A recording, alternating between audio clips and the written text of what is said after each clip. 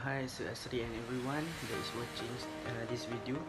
I Muhammad Adam bin Abidin will first introduce my group members. We are consisting of Joshua, Daya, Laila, Iza and me. We will discuss some topics starting from profession. Next is the code of ethics, followed by related cases, and then discussion and ended with conclusion.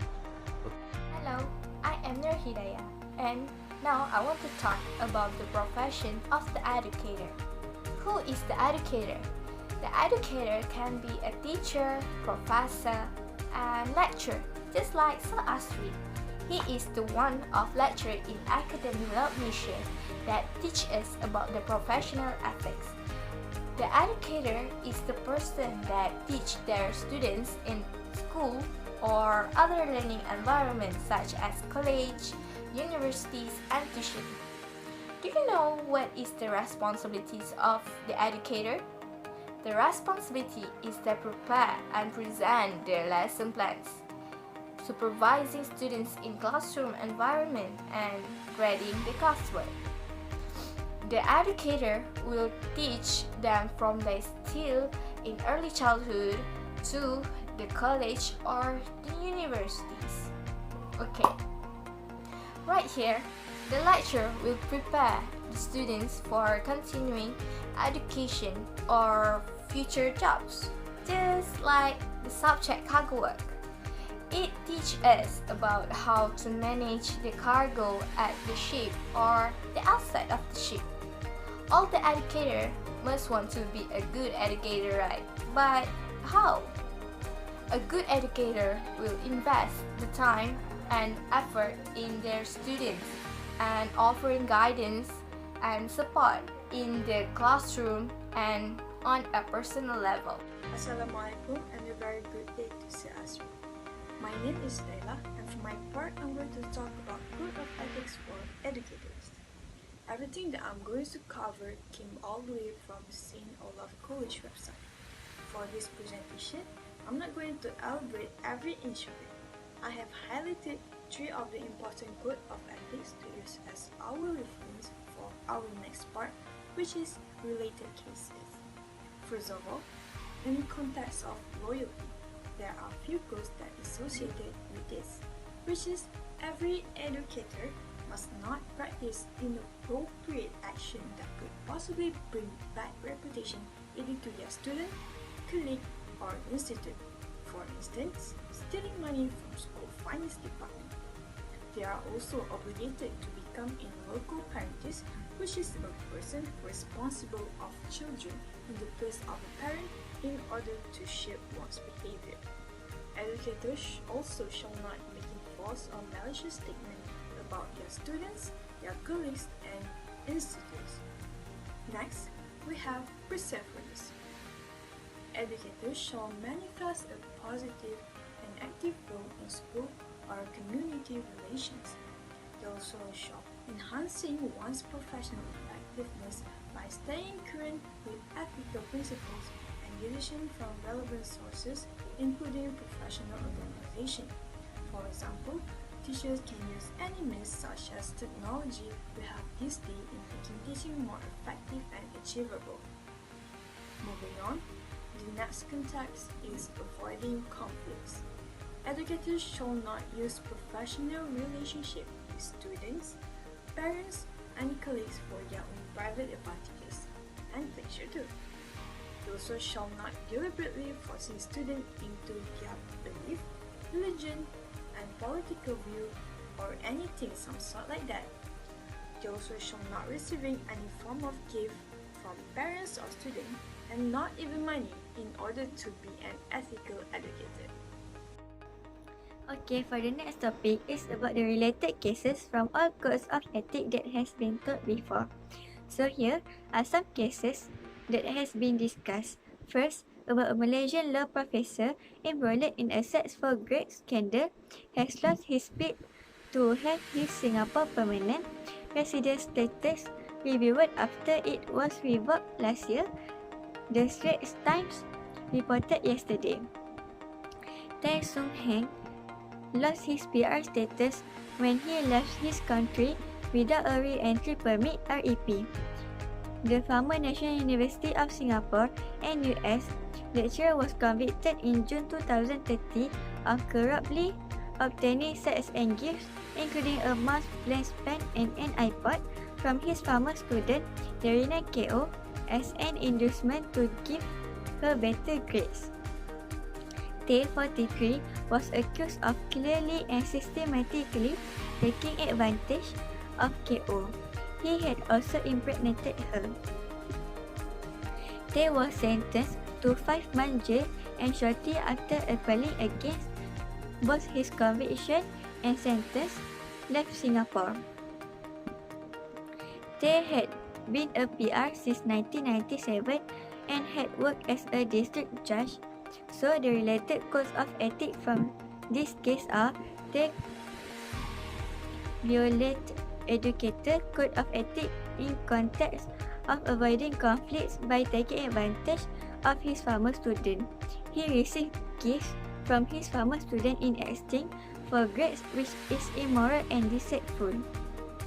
Next, for the second case, is a religious teacher pleaded not guilty in the Ampang Session Court with dishonest concealment of money belonging to a teacher she befriended on Facebook. Nuraini Zakaria, 51, an ustazah and a counselling teacher at a religious school in Sungai Buloh, was charged with committing the offence at a school in Ampang at 1:17 p.m. on February 22 last year. The woman, who has 2 children, was alleged to have dishonest concealed the money totaling to 3,200 ringgit which belonging to Nur Akmal Shah, 51, into her Nuraini Maybank account, despite knowing that the money was not hers. The charge under Section 424 of the Penal Code provides an imprisonment for up to 5 years or with fine or both. If found guilty, Magistrate Muhammad Firdaus Sarina Ali allowed Nuraini bail of 3,000 ringgit in one surety, or also ordered the woman to report herself at the nearest police station every month pending the disposal of the case. Deputy Public Prosecutor Nur Shahimah Hashim prosecuted with while Nuraini was represented by lawyer Doni Abdullah. The related code of ethics here are: Nuraini has violated the educator code of ethics in context of loyalty. She is dishonest financially, and that is very unacceptable. Things like this occur because of selfishness. For the last case is 2 Malaysian teachers were named the top 50 finalists of prestigious Global Teacher Prize 2020. Head unusually, the prize is a 1,000 million RM 4.4 million award given to an exceptional teacher who has made monumental contribution to their profession. The teacher are Nurhalmi Abdul Muttalib, 39, from SMK Jalan Ayer Hitam, Kedah, and Samuel Isaiah, 32, from SK Runcang Muazzam Shah, Pahang. Nurhalmi is a science and chemistry teacher who advocates the field classroom and Jigsaw classroom approach and empowers students to learn through technology. He runs an interactive science blog that has reached over 33 million views to date. Having unleashed the potential of his students, the school performed in science and also improved. SMK Jelun was ranked third in the district in CJ Pelajaran Malaysia, behind 2 boarding schools. It awarded the Global Teacher Prize. He aims to found new STEM facilities for students, teachers, and the community, and build an education hub with cutting-edge technology according to the Global Teacher Prize. Meanwhile, Isaiah used to travel 200 km daily to teach at the Orang Asli School SK Runcang for 8 years. Knowing to his student as teacher Sam, Isaiah has successfully shifted the previously negative perception and Orang Asli children and their academic abilities. After seeing a poor school facility, he started a crowdfunding project to create a 21st century English classroom with tablets and computer. His efforts helped to improve the student attendance rate and turn the school from being one of the worst performing in the district with a 30% passing rate in school to around 80%. The related cause of ethics from this case are this inspirational teacher has fulfilled the code of ethics in content of perseverance. They manifest a positive and active role in school or community relation, which leading them to be listed on top 50 global teacher prize, finally by extending their approach in education. Okay, first let me give you a little introduction on the first case, that is the case of sex for grades. So what do you think about this case? In my opinion, the thing that happened between the lecturer and student is very immoral and embarrassing because, as we all know, educators should be the one who taught us to be decent and not vice versa. This is also very unprofessional to the point where it can affecting the institute reputation for the sake of fulfilling the grade. That is true, Layla. And about this case, for me, they have to know about the good ethics as the educator to create the useful society in the future, because that is what supposed the educator do. Is it right, Iza? I think I agree with your opinion. From my point of view, this case is really disappointing. A student and a teacher or a lecturer should be in a good relationship, but not as this. This is a bad example of a relationship between a student or let's say an educator and a student. Now, back to you. So, what about the next case? How about you, Miss Hidayah? What is your opinion about the second case? About this case, the educator must avoid from be like this because it is a bad example to the students, and they must show a good habit to the students because they will be the developer of our country and they will be the next generation to the educator, and we don't want this generation follow the wrong step as the good educator. Okay, what you guys think about the third case? In the third case, educators need to set a good example to their students as it reflects on themselves.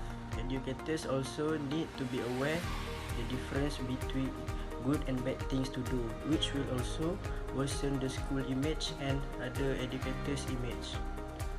This is really hard feeling because a person is so keen and hardworking and also putting the effort in helping kids who are in need and changing their perceptions from negative to positive on education.